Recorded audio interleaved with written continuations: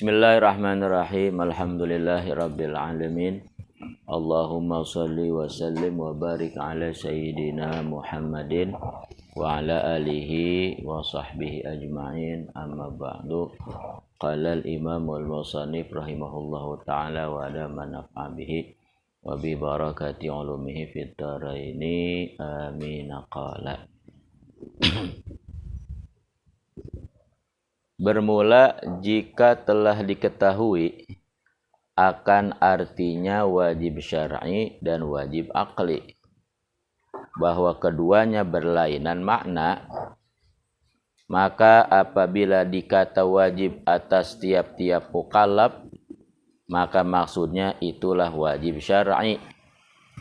Dan jika dikata wajib bagi Allah Ta'ala atau bagi Rasul, maka maksudnya itulah wajib akli.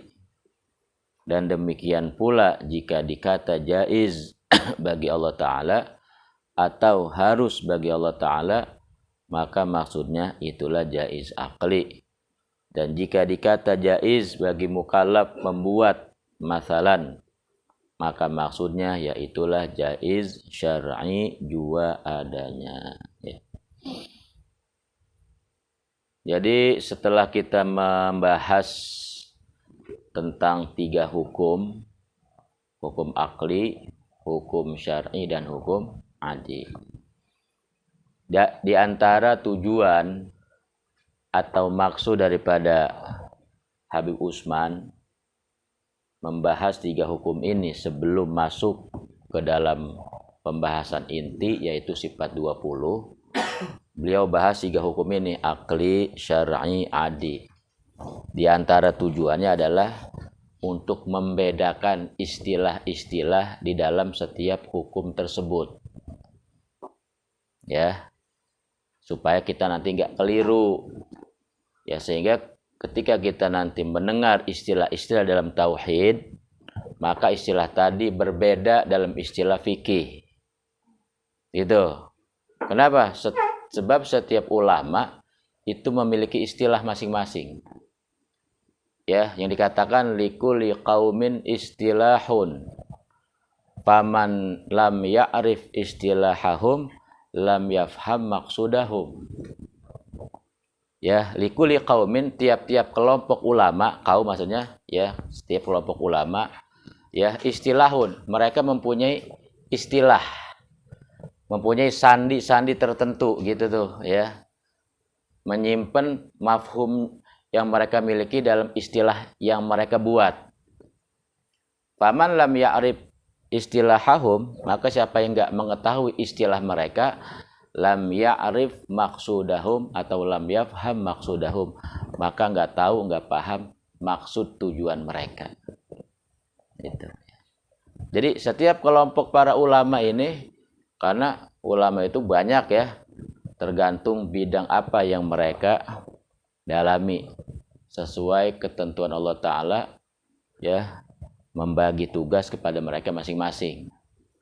Ya, ada ulama mendalami ilmu tauhid, namanya usuliyin. Ya, ada ulama mendalami ilmu hukum, namanya fuqaha. Ya, ada ulama mendalami ilmu tasawuf, namanya sufi ya, dan seterusnya. Ya. Jadi para ulama itu ya dibagi tugas dalam agama untuk menjaga setiap fan bidang keilmuan dalam agama. Jadi ilmu agama itu sangat disiplin. Dia punya kerangka rumus yang begitu sempurna, sehingga ada istilah-istilah yang mereka miliki untuk menjaga ya ilmu tersebut. Seperti misalnya contohnya kayak kalam. Kalam itu secara arti apa? Ya, omongan, ucapan, kalam ya. Ya, omongan, ucapan atau pembicaraan, namanya kalam. Ini kalam kalau menurut ilmu nahwu, para ulama nahwu membuat definisi kalam. Apa kalam? Yaitu ucapan yang memberikan faham kepada orang yang dengar. Disebutnya kalam ya. Tuh, namanya jumlah mufidah disebutnya. Ya, faidatan tamah gitu kan. Kalau kita ngaji nahwu itu tentang masalah kalam, bahwa kalam itu adalah ya sebuah susunan kalimat yang memberikan mafhum kepada orang yang dengar. Sehingga orang yang dengar nggak perlu nanya lagi. Kenapa? Sebab udah ngerti itu kalam namanya. Contohnya Zaidun qaimun, kita ngomong gitu. Si Zaid sedang berdiri atau si Zaid itu berdiri gitu ya. Udah orang ngerti, oh Zaid diri gitu. Tapi kalau kita bilang Zaidun, si Zaid, ngapa nih Zaid? Nungguin tuh orang. Ngapa Zaid? Ya sakit, ya pergi, tidur, lagi ngopi apa ngapain gitu. Kita bilang Zaidun qaimun. Kalau kita tambahin qaimun, oh Zaid lagi berdiri. Udah paham orang. Itu namanya disebut jumlah mufidah. Itu kalam menurut ilmu nahwu gitu. Ya. Sekarang kalam menurut ilmu fikih beda lagi. Apa kalam menurut ilmu fikih? Setiap huruf yang keluar dari orang yang sholat yang bisa membatalkan sholatnya, kalam namanya. Ya, segala huruf yang keluar, baik satu huruf tapi ada maknanya, ataupun dua huruf yang enggak bermakna, keluar dari orang yang sholat, bukan termasuk bacaan sholat, maka bisa membatalkan sholat tuh. Jadi kalam menurut ilmu fikih adalah ucapan yang membatalkan sholat. Baik satu huruf yang difaham ataupun dua huruf yang tidak dipaham. Pokoknya keluar huruf aja. Bukan termasuk bacaan sholat. Batal. Itu kalam menurut ilmu fikih. Kalau kalam menurut ilmu tauhid. Kalam sifat Allah Ta'ala. Sifat wajib bagi Allah Ta'ala. Yang Allah itu kalamnya tidak berhuruf, tidak bersuara, tidak berawal, tidak berakhir, tidak begini, tidak begitu. Pokoknya Allah wajib bersifat kalam dengan kalam yang sempurna gitu. Itu ya. Itu kalam menurut istilah ilmu tauhid. Itu gitu tuh contohnya. Atau seperti contoh lagi kalimat fakir. Fakir kalau menurut ilmu fikih ini mustahik zakat. Ya. Harus dapat, bahkan dia peringkat pertama. Termasuk mustahik zakat peringkat pertama yang harus kasih apa? Zakat ya. Fakir namanya. Kalau fakir menurut ilmu tasawuf bukan mustahik zakat. Apa? Dia mah fakir ilallah. Berarti wali gitu. Ya, makanya teh mau fakir mana nih? Lu fakir fikih apa fakir tasawuf gitu. Kalau fakir fikih ya mustahik zakat berarti. Ntar Ramadan dapat zakat. Kalau fakir tasawuf berarti ini min jumlatil aulia ya. Orang-orang yang sudah butuhnya hanya sama Allah Ta'ala. Fakir ilallah gitu. Itu ya. Itu istilah-istilah kayak begitu tuh. Ya. Itu dimiliki oleh setiap ulama yang menjaga fan keilmuan dalam agama. Mereka bikin kerangka keilmuan. Supaya apa? Supaya masing-masing punya mafhum sendiri-sendiri. Jadi nggak kecampur. Gitu. Ya. Makanya kata Habib Utsman, beliau katakan di sini bermula jika telah diketahui akan artinya wajib. Tuh, wajib sebab ada wajib syar'i tuh ya dan wajib akli tuh. Sama-sama wajib bahasanya, tapi bahwa keduanya berlainan makna tuh. Jadi punya makna yang beda. Maka setiap disebut wajib, entar dulu nih, wajib menurut siapa? Gitu. Hukum aklikah atau hukum syar'i itu ya. Tuh, kata sini, maka apabila dikata wajib atas tiap-tiap mukallaf, maka maksudnya adalah wajib syar'i. Berarti wajib ini sasarannya kemana? Ini wajib, iya. Ada sasarannya dia kemana? Oh, ke mukallaf. Ya, ke mukallaf itu ke makhluk lah, ke manusia misalnya gitu ya contohnya. Berarti kalau sasarannya kepada makhluk yang dia merupakan mukallaf, maka disebut wajib syar'i. Yang pengertian wajib apa itu? Ya, dikerjakan mendapat pahala, ditinggalkan mendapat dosa itu. Ya. Kemudian kalau sasaran wajibnya kemana ini? Tuh. Dan jika dikata wajib bagi Allah Ta'ala atau bagi Rasul, maka maksudnya itulah wajib akli. Wajib bagi Allah Ta'ala. Wajib bagi para rasul. Apa ini? Oh, wajib akli berarti. Berarti kalau wajib syar'i kepada mukallaf ngajinya fikih gitu. Ya, hukum syar'i. Kalau wajib yang ditujukan kepada Allah Ta'ala dan Rasulnya, berarti wajib akli, ngajinya ilmu tauhid. Gitu ya. Ya, tuh. Tuh jadi kita mah ahli sunnah wal jamaah, kerangka ilmunya jelas dan disiplin. Serta semuanya ada runtutannya, ada kerangkanya. Tidak sembarangan. Tuh ya. Makanya setiap bidang keilmuan dalam bidang ilmu agama ada tokohnya, ya. Ada pelopornya, ada pencetusnya. Untuk apa mereka? Untuk menjaga, ya, menjaga kedisiplinan dan ilmu ini, ya, yang mereka jaga. Ada ulama yang jaga ilmu tauhid, ada ulama yang jaga ilmu fikih, ada ulama yang jaga ilmu tasawuf dan lain sebagainya. Ya, jadi kita tinggal mau ngaji apa? Ngaji tauhid. Nah ini ada pelopornya, ulama yang mencetuskan ilmu tersebut. Ini ada kajiannya, ini ada sasarannya, ini ada hasilnya. Itu kita bahas kemarin di malam Sabtu dengan istilah al-mabadil asyarah, ya. Tuh.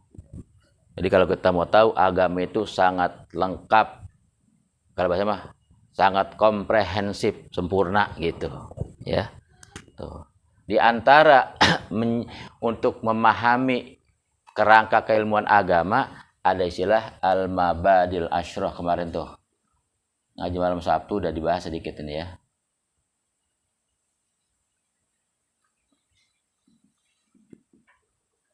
Nah, yang disebut ini adalah muqaddimah ilmu namanya. Ini namanya muqaddimatul ilmu.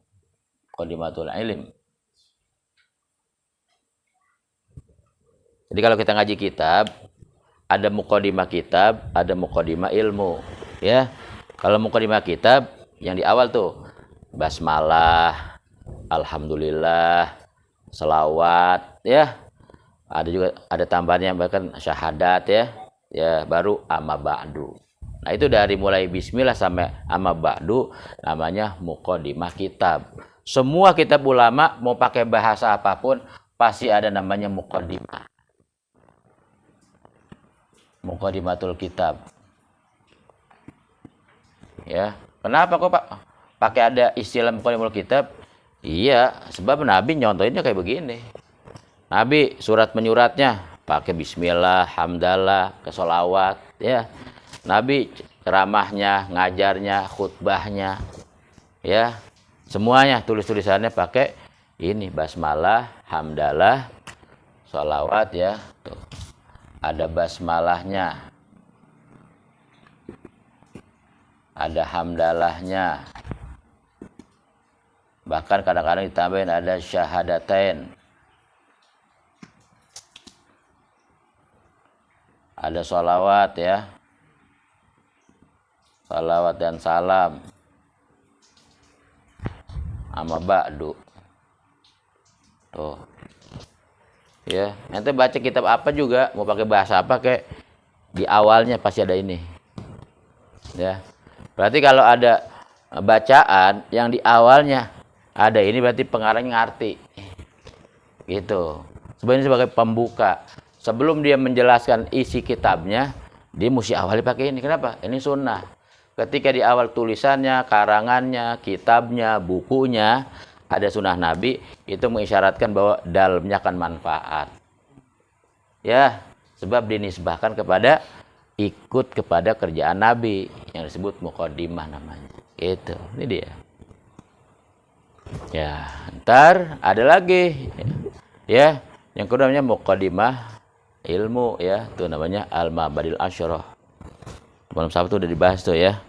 Itu ada 10, ya, tentang tatanan kerangka keilmuan dalam setiap fan keilmuan. Ente mau ngaji apa nih? Saya mau ngaji tauhid. Ngaji tauhid, ya. Ya. Ada kitabnya enggak? Ada. Kitab sifat 20. Coba ente buka di awalnya. Ada ini. Ya. Kemudian juga dalam setiap ilmu, terutama tauhid misalnya, ada pasti sekalipun enggak disebutin di kitab, ininya pasti ada. Ya, sebab semua ilmu, apapun namanya, apapun jenis kajiannya, itu pasti ada namanya al-mabadi'ul asyrah. Ya. Apa itu artinya? Mabadi'ul asyrah. Ini pokok-pokok 10 kerangka keilmuan. Tuh. Nanti kita tahu tuh, ini ilmu namanya apa. Kemudian siapa pelopornya, pencetus ini ilmu. Gitu. Kemudian sasarannya kemana? Tuh, kayak tadi mah tuh, sasaran tauhid kepada Allah dan Rasulnya. Sasaran fikih kepada mukallaf gitu ya. Nah, ada maudhu, ada sasarannya. Kemudian nanti ada referensinya, sumber pengambilannya. Dari mana? Namanya ilmu agama, ya pastilah intinya ada dua, Quran sama hadis gitu ya. Ntar cabangnya lagi ada ijma dan qiyas misalnya begitu. Ya. Kemudian nanti ada tujuannya. Ya, tujuan ngaji tauhid untuk apa? Tujuan ngaji fikih buat apa? Gitu ya. Nanti ada hasilnya. Hasilnya apa habis ngaji itu? Gitu tuh. Nih, ini dibahas di dalam Mabadi'ul Asyrah. Yang ini ada di setiap bidang keilmuan apapun. Ya. Dan ini habis ini baru kemari. Kalau ini nih, sudah masuk pembahasan setiap kitab, ya. Kalau ini umum. Ente mau ngaji apapun supaya lebih mantap ngajinya, kalau bisa sebelum ngaji kitab atau ilmu tersebut, bahas ini dulu. Biar tahu. Ini kita ngaji tauhid, siapa yang nyusun nih? Ya, apa timbul dewek, apa yang bertanggung jawab nih? Sebab penyusun, pencetus, pelopor setiap bidang keilmuan itu punya tanggung jawab dia dunia akhirat. Ya. Sebab kenapa? Sebab Allah katakan tidak mungkin seorang ulama mencetuskan sebuah kerangka keilmuan kecuali dia sudah masuk ke dalam golongan ar-rasikhuna fil ilmi, kata Allah dalam Quran. Orang-orang yang sudah punya kepatenan, ya, paten, teguh, mantap dalam keilmuan. Itu. Makanya yang mencetuskan ilmu semua tauhid fikih para ulama kaliber gitu. Kayak fikih ya mujtahid mutlak. Siapa itu? Imam Abu Hanifah, Imam Malik, Imam Syafi'i, termasuk Imam Ahmad bin Hambal. Ya mereka siapa itu? Ya gitu maksudnya. Jadi nggak mungkin mereka mencetuskan sebuah hukum ya asal-asalan. Ya pasti semua sudah berdasarkan apa namanya rumus-rumus ya, kerangka-kerangka yang begitu ketat sehingga mereka berani untuk menyebarkan, mengajarkan kepada umat gitu. Ya. Jadi nih kata Habib Utsman ya, membahas ini ngasih tahu kita begitu ya, hati-hati ilmu agama itu nggak sembarangan ya. Makanya kalau orang misalnya baru belajar sekian bulan, baru belajar sekian tahun, udah merasa menguasai ilmu agama, berarti justru itu orang bodoh, berarti nggak tahu dia kerangka ilmu kayak apa. Jadi gimana? Orang Nabi bilang ngaji mah sampai mati gitu. Itu menunjukkan isyarat ilmu agama itu luas. Ente mati nih, habis mati hidup lagi, ngaji lagi, mati lagi, belum kelar. Gitu ya. Makanya yang sering bilang kalau niat ngaji jangan sampai mati. Ya enggak apa? Masih terbatas. Sebab ente di kuburan masih ngaji lagi kalau kurang ngaji di alam dunia mah. Jadi ngaji sampai kiamat gitu. Biarin ya Allah, biarin orang di padang mahsyar lagi pada ketakutan, saya mau ngaji aja dah padang mahsyar. Boleh nggak ngomong begitu? Boleh aja ya. Emang kenapa nggak boleh? Boleh. Saya mau tetap ngaji sampai di padang mahsyar. Orang sampai surga juga kalau mau ngaji mah masih boleh. Sebab ilmu agama enggak terbatas sampai mati saja. Ilmu agama kepake sampai di surga. Gitu kan? Iya. Besok kan nih, misal kita masuk surga nih ya. Masuk surga kita ditanya sama Allah, wahai hamba-hambaku, kira-kira mau minta apa lagi di surga ya? Gitu kata Allah. Ya, kita bingung, minta apaan ya Allah? Ini juga nikmat, belum dicobain semua. Ini surga, masya Allah ya, nikmat nggak habis-habis. Ya, nambah lagi. Siapa yang makan jeruk? Orang ambil di pohon langsung, kagak pakai nyari warung di sana mah. Ya, nggak pakai nyari toko buah. Ngambil durian, tinggal ngambil. Ini Begitu kita petik, ini belum kita makan, yang bekas petikan tadi udah keluar lagi durian baru. Dan rasa yang ini, ya, rasa yang baru tuh lebih nikmat dari yang ini. Ini habis kita makan, ngambil lagi, makan lagi, ya. Udah keluar lagi, itu lebih nikmat lagi dari yang ini. Dan seterusnya begitu. Ya. Jadi kayak apa itu? Makanya nikmat surga mah nggak bisa dibayangin. Itu nikmat surga udah kayak begitu. Dapat tawaran lagi dari Allah. Mau minta apa lagi ya? Bingung kita. Minta apaan ini ya? Ya, karena bingung kita nanya. Nanya sama siapa? Sama ulama tuh. Lihat, ilmu ulama kepake sampai ke surga. Padahal di surga udah nggak ibadah lagi, ya. Tapi ilmu masih kepake di surga. Itu menunjukkan ini ilmu agama, ilmu yang dahsyat dan luar biasa. Orang punya itu, jangankan banyak, sedikit, bisa selamat dia. Makanya Nabi wajibin umatnya buat ngaji begitu. Buat kita-kita juga, ya. Biar selamat. Kita nanya sama ulama. Wahai para ulama, ini kita ditawarin sama Allah suruh minta apa lagi ya? Bingung mintanya. Kata ulama, minta nikmat yang paling tinggi. Apa itu? Kaget ahli surga. Minta ya Allah izinkan kami bisa memandang kepada Zat-Mu yang mulia. Tuh. Karena memandang kepada Allah Ta'ala itu nikmat di atas nikmat. Nikmat surga hilang. Des seketika orang memandang Zat Allah Ta'ala. Kata ulama, minta itu sama Allah. Mumpung ditawarin, minta itu. Gitu. Siapa yang ngasih tahu itu? Ulama. Itu isyarat bahwa ilmunya Allah Ta'ala kepake selama-lamanya. Iya kan? Nanti kalau ilmu sekolahan mah ilmu dunia, ya kepake buat di dunia doang. Punya gelar dah, ente doktor, profesor, sarjana, udah mati, sampai di batu nisan doang. Itu juga jarang ditulis profesor anu, kagak terusnya almarhum. Iya kan? Jangan kan kita punya gelar ya. Oh, saya profesor, saya doktor, saya pejabat, saya ini itu, ya. Udah mati mah Pak, jangan kan itu Pak, nama Bapak juga hilang. Nama dewek hilang Pak, udah mati mah. Begitu kita jadi mayit disebutnya jenazah, almarhum. Nama kita kemana? Hilang. Apalagi timbang jabatan begitu, timbang pangkat ya. Tapi ketika jabatan dalam agama, ilmu agama yang berkaitan apapun dengan agama sifatnya abadi sampai ke surga masih kepake itu ya. Makanya katanya orang yang punya semangat cinta sama ilmu, semangat ngaji, belum sempat jadi orang alim, mati dia. Maka di kuburan dikirim sama Allah guru buat ngajarin dia. Untuk apaan? Supaya hari kiamat udah jadi ulama beneran. Gitu. Jadi nanti orang-orang mau dibangkitin biasa, dia mah udah pakai udang-udang. Wih, udah jadi kiai ini. Kapan ngajinya? Ya di kuburan gua begitu. Ya, lah emang begitu ya. Bukan dongeng gitu, emang begitu keadaannya. Emang kenyataannya begitu. Ya.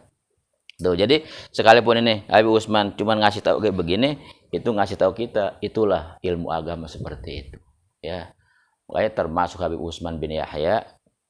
Semalam mana ngajar di Poncol. Ada saudaranya Habib Abdullah bin Yahya tuh. Namanya Habib Umar. Dia cerita tentang Habib Utsman. Nanti tahu saat kata dia, Habib Utsman itu waktu digali kuburannya, papannya masih ada. Tapi begitu dibuka, kosong dalamnya. Gitu. Maka tanahnya yang diambil sebagai simbol dipindahin jenazahnya gitu ya. Jadi yang diambil tuh tanahnya doang. Tanah lubang landaknya diambil, dipindahin ke jeruk purut. Kalau nisannya diambil, dipindahin ke pondok bambu. Gitu. Jadi makanya sampai sekarang Habib Utsman nggak populer kuburnya diziarahin atau hari wafatnya dibikin haul ya, karena ternyata waktu hidup ngomong begitu. Nanti kalau saya meninggal ibaratnya jangan pakai dibangunin kubah, kalau bisa mah jangan ada yang tahu dah tempat kuburnya di mana, biar orang nggak pada ziarah, nggak usah dibikin haul, biasa aja gitu kayak orang biasa. Ternyata keinginannya dikabulin sama Allah. Ya, mungkin saya kata ada jenazahnya saat itu ketahuan dipindahin, ya kuburnya ramai sekarang ya. Ya buktinya kita aja ngaji sifat 20 belum pernah ziarah nih. Mau ziarah ke pondok bambu, apa ke Tanah Abang, apa ke jeruk purut ya, gitu. Ya.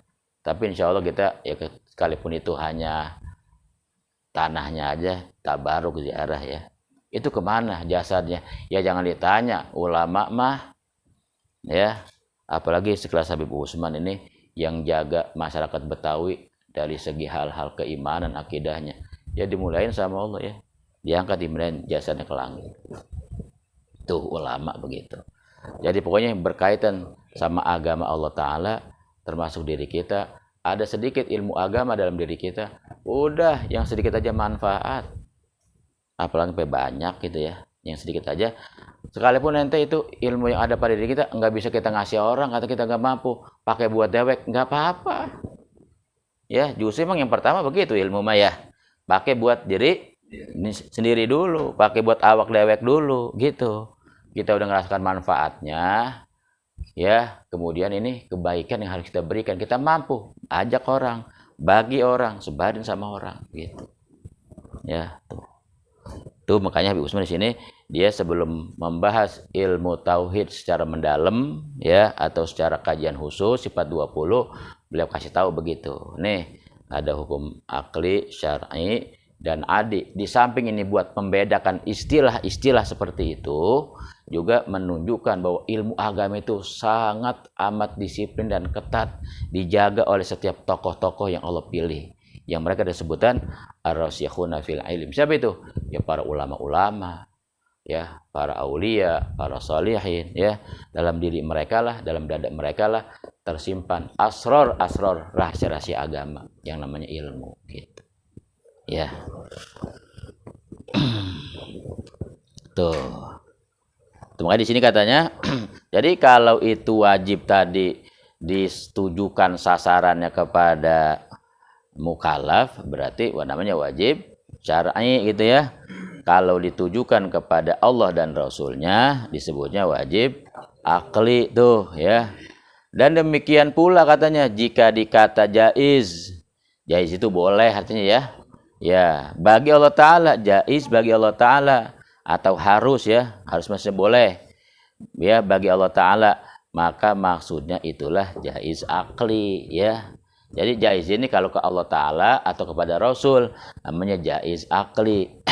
Apa artinya jaiz akli itu? Ya jaiz akli itu boleh-boleh saja menurut akal Allah memperbuat sesuatu ataupun Allah tidak memperbuat sesuatu ya. Kayak contohnya misalnya lagi mendung, ya gelap nih, itu kan bakal turun hujan nih ya. Itu hujan pada ketika mendung perkara jaiz bagi Allah Ta'ala ya. Allah mau turunin boleh itu hujan, Allah enggak turunin juga enggak jadi hujan, sah-sah aja gitu ya.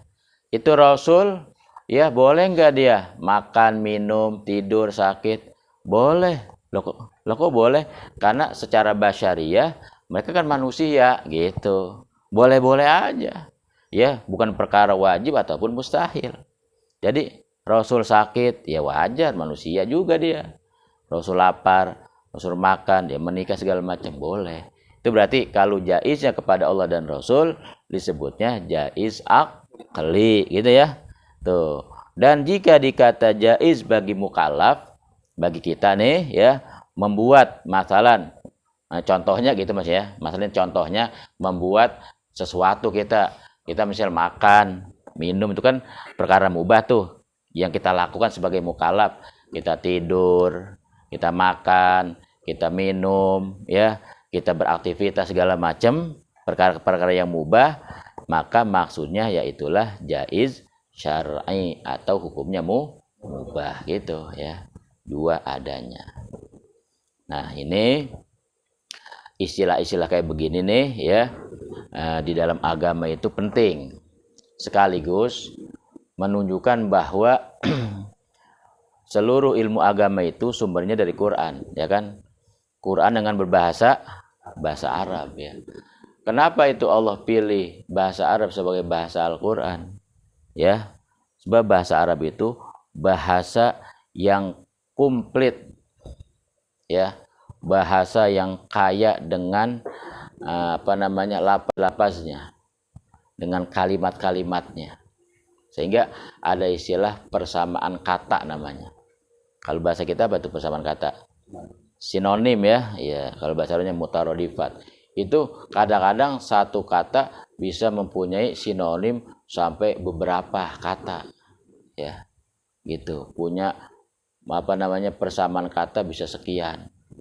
Jadi karena itu kaya terhadap kalimat ya, kemudian bahasa yang sangat pas takarannya. Arti pas takarannya nggak boleh lebih, nggak boleh kurang. Bahkan setiap lapaznya ada namanya ukurannya, kadarnya disebut wazan. Ada wazan-wazan ya. Kalau kita ngaji sorob tuh ada wazan, ada namanya sulasi mujarrad, ada sulasi mazid, ada rubai mujarrad, rubai mazid ya. Itu takaran tadi wazan buat menimbang, menakar setiap lapaz-lapaz kalimat dalam bahasa Arab. Sehingga sekalipun jumlah bahasa Arab itu mungkin ribuan bahkan jutaan kata, kita tetap bisa memahami dan mengetahuinya. Kenapa? Sebab ada rumusnya dia. Namanya wazan dalam ilmu sorob. Itu ya. Nah, dari wazan-wazan tersebut, dari rumus-rumus tersebut, sehingga kita nggak salah baca.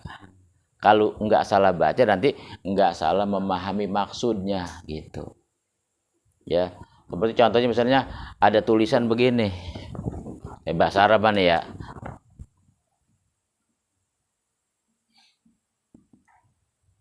Ini apa nih bacaannya? Sin, nun, tak marbutoh. Hah? Tergantung ente mau bacanya apa. Orang ada barisnya, gitu kan? Iya. Ente mau baca sinnya patah, boleh nggak? Jadi apa bacanya? Sanatun. Ente mau baca sinnya kasroh, boleh nggak? Jadi apa? Ente mau baca domah, boleh nggak? Boleh. Cuman ada konsekuensinya. Setiap beda baris, beda arti. Itu bahasa Arab begitu. Kalau baca sanatun, apa artinya? Sana, tahun, ya. Sanatun artinya tahun. Kalau nanti baca sinnya kasroh, sinatun apa? La ta'khuduhu sinatu wala naum, apa sinah? Ngantuk, tuh, ya. Kalau nanti baca domah, sunatun jadi apa? Sunah Nabi ya, tuh. Jadi bisa sanah, bisa sinah, bisa sunnah, gitu. Ya. Atau begini. Ba sama ro, dua huruf doang. Mau dibaca apa nih? Ya, kalau ente baca ba-nya fathah, apa jadinya? Ya, barun. Apa barun? Daratan artinya. Fil barri wal bahri, di darat dan di laut. Ente mau baca kasroh, birrun, apa? Birrul walidain, bakti orang tua atau kebaikan. Ente baca domah, burun, jadi apa? Burun, gandum. Ya, beda tuh. Padahal mah hurufnya dia ada juga. Ya, tapi beda baris, beda arti begitu. Itulah bahasa Arab begitu. Seperti begini, ada lagi. Makanya perlu ngaji Quran, ngaji Quran begitu ya. Kita wajib tuh mempelajari Quran dari segi makhrajnya. Panjang pendek, tajwid segala macam wajib. Kenapa? Sebab bahasa Arab pengaruh panjang pendek aja bisa pengaruh, kayak khotib sama khotib tuh beda. Ya. Ya kan? Kalau khotib, kho-nya panjang, to-nya pendek. Apa artinya? Orang yang ngelamar. Tuh, khotib. Ya, khotibul mar'ah, ngelamar perempuan. Kalau khotib apa? Itu hari Jumat lagi ngoceh di atas mimbar. Nah, itu. Ya, tuh khotib. Tuh ya. Seperti jami. Ya, dengan jami itu sama begitu. Ya. Tuh. Kalau jami ya, ini artinya masjid yang bikin Jumat, masjid jami gitu. Ada orang nulis al masjidul jami, lah pakai ini lah, salah. Ya, makanya kalau menulis itu nanya dulu al masjidul jami, yang benar ini. Artinya masjid yang dibikin atau yang membuat Jumat. Kalau jami apa artinya? Semuanya, seluruhnya. Gitu. Itu bahasa Arab, bahasa unik ya. Cuman kalau belajar bahasa Arab enak, nikmat belajar gini-ginian nih, ya. Ya ngutak-ngatik apa namanya? Lapas bahasa Arab tuh ya. Dulu sih anak kalau ngaji gini nih ngaji Nawasorob tuh kalau masih di Mukim belum masih muda ya, sampai begadang-begadang kita. Ngajinya malam jam 11 baru ngaji sampai subuh. Tuh ngaji ginian nih, masih segar dulu mah ya. Masih kuat kita begadang tuh. Ngumpulin kalimat-kalimat kayak begini nih. Tuh, bahasa Arab. Ya. Tuh, itu menunjukkan bahwa bahasa Arab tuh bahasa yang unik gitu ya. Makanya dipakai buat bahasa Al-Qur'an dan semua ilmu agama yang ngikutin pakai bahasa Arab gitu ya. Tuh. Dah tuh ya. Nah, itu sebagai apa namanya bentuk ya adanya perbedaan daripada setiap istilah-istilah dalam fan ilmu agama, sehingga Habib Utsman pun sebelum membahas tentang sifat 20 beliau menjelaskan masalah itu ya. Nanti supaya nanti ketemu istilah-istilah dalam bahasa Arab ya, atau istilah-istilah dalam ilmu-ilmu yang dipelajari kita sudah tahu ya. Nah, apalagi nanti belajar ilmu alatnya kalau bisa yang lengkap ya. Belajar nahwu shorof, belajar lughahnya ya, belajar balaghahnya, belajar mantiknya, belajar usul fikihnya gitu. Sebut dengan ulumul adab, ilmu-ilmu sastra. Itu kalau kita ilmu alat kita komplit gitu ya, ya kita mampu dan bisa itu, nanti tinggal belajar fan ilmunya. Kalau mantik digunakan secara khusus buat ngaji tauhid. Ya, karena dalam tauhid banyak istilah-istilah mantik yang digunakan. Kalau ngaji fikih, pengen mendalam, pengen paham secara istilah, ngajinya ilmu usul fikih. Gitu ya. Tuh, mau ngaji tasawuf supaya bisa memahami bahasa-bahasa yang indah, ngajinya balaghah gitu. Ya. Termasuk ada ulumut tafsir, ya usul tafsir, ngaji tafsir. Nih, kayak anu punya kitab nih. Kalau ente punya duit, beli nih kitab nih. Orang sekarang belajar tafsir kalau nggak tahu. Nah, ini nih. Ini kitab kecil nih. Ini ringkas dia. Tapi ini kalau mau ngaji Quran, ngaji tafsir Quran, ente baca nih. Di sini dijelasin rumus memahami tafsir Quran. Jadi tafsir Quran itu memahami tafsirnya ada rumusnya. Ini dia kitabnya. Gini doang. Paling berapa duit nih? Anggapnya cepet nih. Ya, tapi ente bisa ini ya minimal gitulah ya. Bisa tahu cara begini cara mentafsirkan Al-Qur'an nih secara rumusnya gitu. Fikih juga begitu. Ada rumusnya memahami apa namanya ilmu fikih, namanya usul fikih gitu. Hadis ada usul tafsir, semua ya. Pokoknya agama mah komplit. Sebelum kita muncul sebagai manusia, Allah sudah persiapin ilmunya. Ya. Ada yang sudah matengnya, tauhid, fikih, tasawuf. Ini yang mateng. Ada alat buat masaknya. Tuh, usul fikih, mantik, nahwu shorof, balaghah, itu dia. Itu ilmu buat ngolah, buat memahami rumus-rumus seperti itu. Ya. Ya kalau ente masih merasa muda dan masih punya pemahaman yang kuat, ya ngaji itu. Ya, ngaji ilmu alat itu. Emang ya ternyata udah pada kawin kita mah ya. Agak berat sih. Anak ngerasain begitu soalnya. Waktu masih mondok, wah sedang demen-demennya tuh. Sampai begadang-begadang kita kuat ngaji. Nahwu shorof, anak begadang-begadang kita. Rajin tuh dulu mah. Anak punya catatan khusus dulu mah masalah shorof tuh.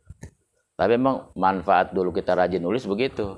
Nah sekarang pas kita udah nggak sempet kayak begitu tuh, tinggal mutolaah lagi. Jadi buat model ngajar tuh, ya. Nanti kalau dapat ilmu tuh pentingnya dicatat tuh, itu tulis ilmu. Yang kita paham, kita ngerti, tulis catat. Satu-satu tulisan kita itu sangat amat manfaat, ya. Buat kita dewek ya, atau buat udah punya majelis bisa ngajar, tinggal mutolaah dari situ, ya.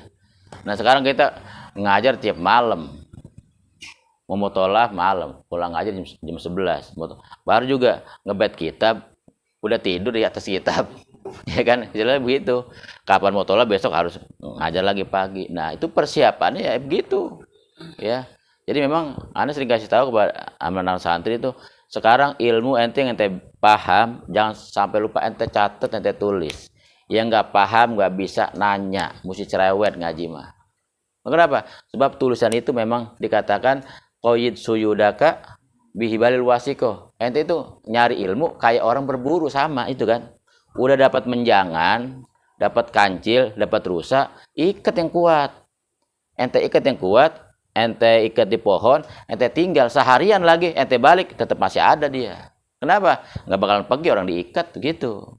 Itu ilmu juga udah ngaji, udah dapat paham nih, ikat ya, pakai apa? Bil kitabah, pakai apa? Pakai catatan tulisan. Satu saat kita bakal ngerasain begitu ya.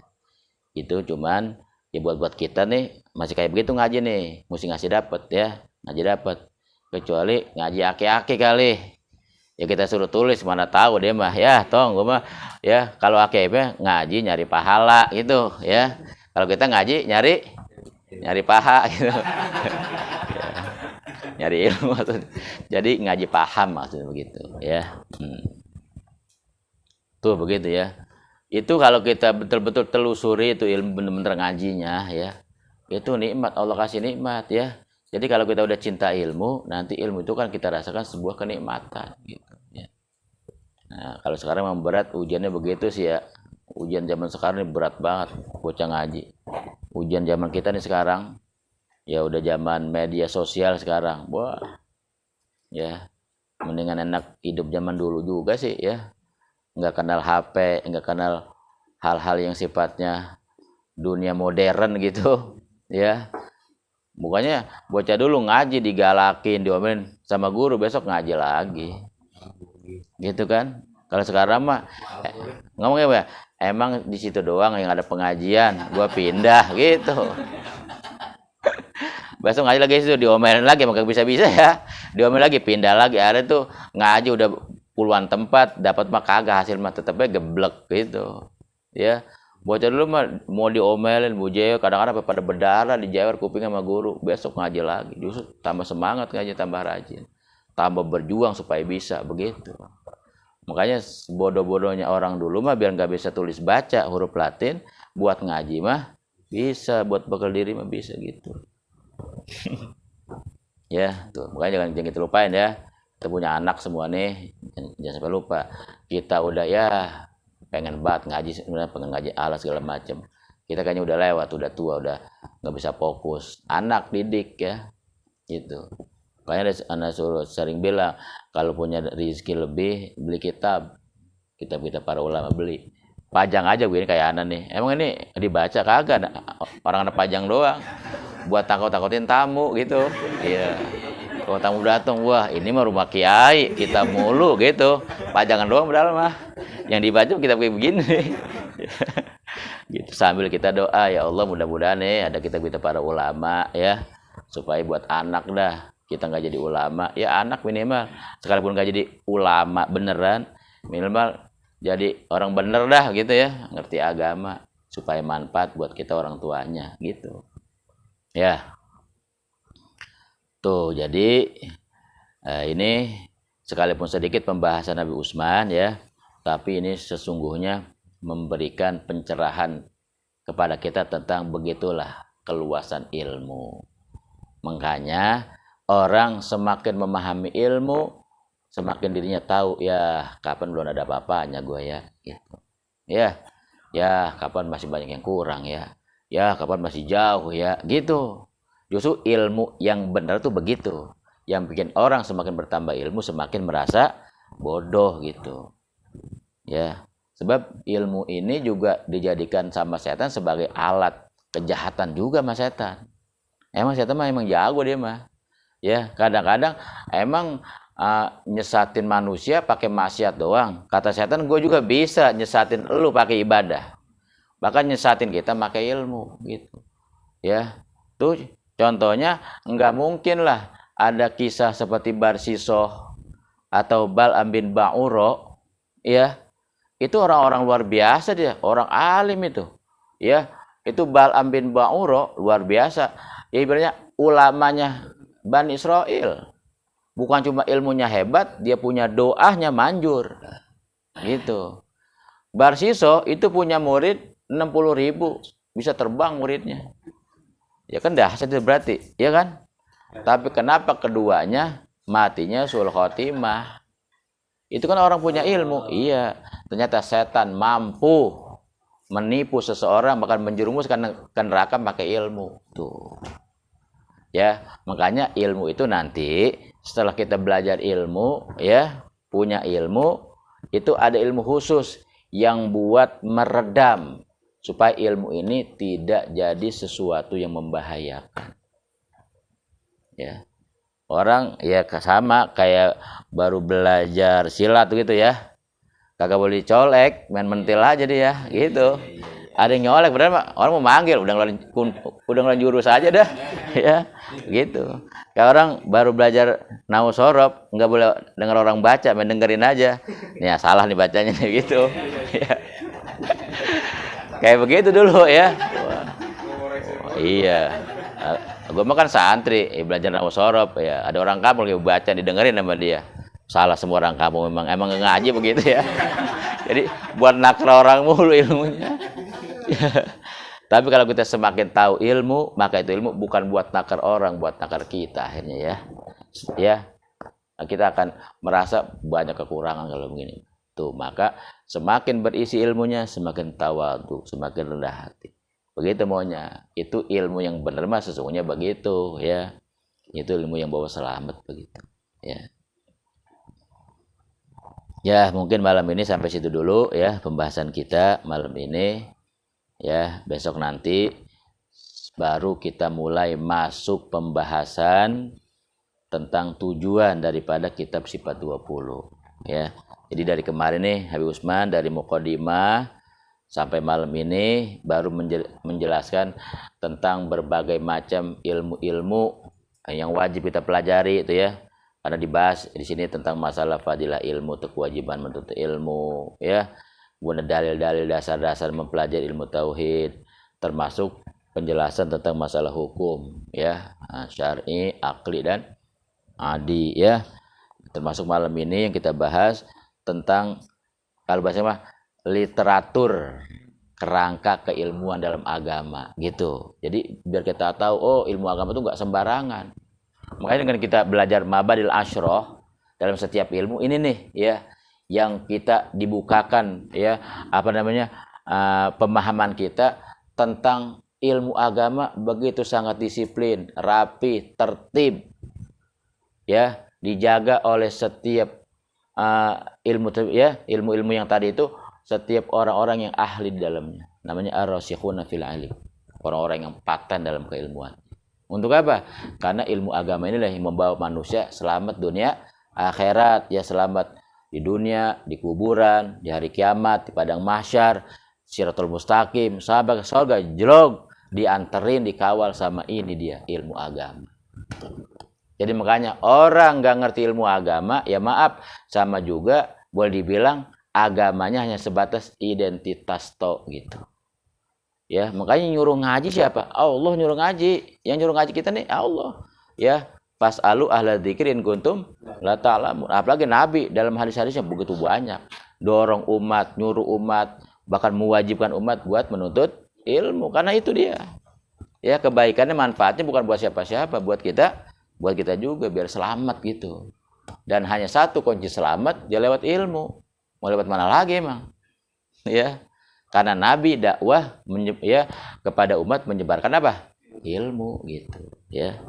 Nah, mudah-mudahan ini ya selama ini kita ngaji ya mau dimanapun termasuk di sini mudah-mudahan kita dapat itu ilmu menjadi ilmu yang manfaat ya. Ya bisa kita amalin ya, bisa bawa kebaikan buat kita, termasuk buat keluarga kita, buat lingkungan kita, buat siapapun. Ente bisa, ente mampu, ente udah bisa, ente mau ada yang minta diajarin, diajak ngaji, ajak. Ente bisa ngajarin, ajarin. Ente nggak bisa ngajarin, ajak ngaji, tempat ente ngaji. Ya, itu juga sama dakwah namanya. Ya, itu menunjukkan ilmu yang manfaat begitu. Ya, nah, mudah-mudahan juga bukan cuma dapat ilmu yang manfaat saja kita ya, tapi juga tersambung ilmu kita dengan mereka-mereka ya, para ulama, para aulia supaya masuk ke dalam golongan mereka dunia akhirat. Amin ya rabbal alamin. Al-Fatihah. A'udzubillahi minasyaitonir rajim. Bismillahirrahmanirrahim. Alhamdulillah rahmanir rahim maliki yaumiddin. Iyyaka na'budu wa iyyaka nasta'in. Ihdinas siratal mustaqim. Siratal ladzina an'amta 'alaihim ghairil maghdubi 'alaihim waladdallin. Amin. Bismillahirrahmanirrahim. Rabbana anfa'na bima 'allamtana. Rabbi 'allimna alladhi yanfa'una. Rabbi faqihna wa faqih ahlana wa qarabatil lana fi dinin ma'a ahlil qutri unsa wa dzakar.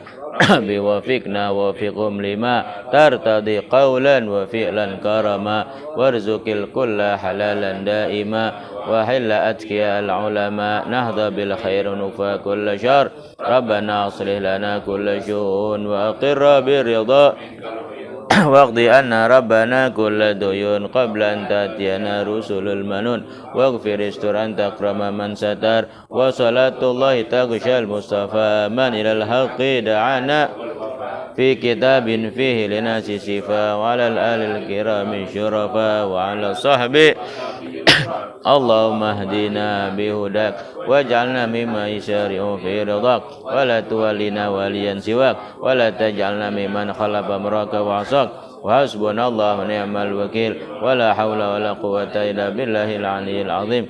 Sallallahu ala sayyidina Muhammadin wa ala alihi wa sahbihi wa sallam. Alhamdulillahi rabbil Ya Rabbana i'tarafna bi annana iqtarafna wa annana asrafna ala al-ladha fatub alayna tauba tagsilu kulla hauba wastur awrati wa amini rawati waghfir liwalidina rabbi wa mauludina wal ahli wal ikhwani wa sairil ni wa kulli dhi mahabba aw jiratin wal muslim ajma amin rabbi asma fadla wa judam la biktisabi minna bil mustafa rasulina dhabik soli salla wa rabbi alaihi adal habbi wa alihi wa sahbihi adada tasbih walhamdulil ilahi fil bad'i wat sallallahu alaihi wasallam Muhammad wa ala alihi wa sahbihi wasallam walhamdulillahi rabbil alhamdulillah ala ni'amillah alhamdulillah ala barakatillah alhamdulillah hamdan yuwafi ni'amahu wa yukafi mazid walhamdulillahi rabbil Ya Rasulullah salamun alaik ya rafi'a sya'ni wa darji ya Rasulullah salamun alaik ya rafi'a sya'ni wa darji ya Rasulullah salamun alaik ya rafi'a sya'ni wa darji Allahumma salli wa sallim wa barik alaihi wa alihi. Alhamdulillah.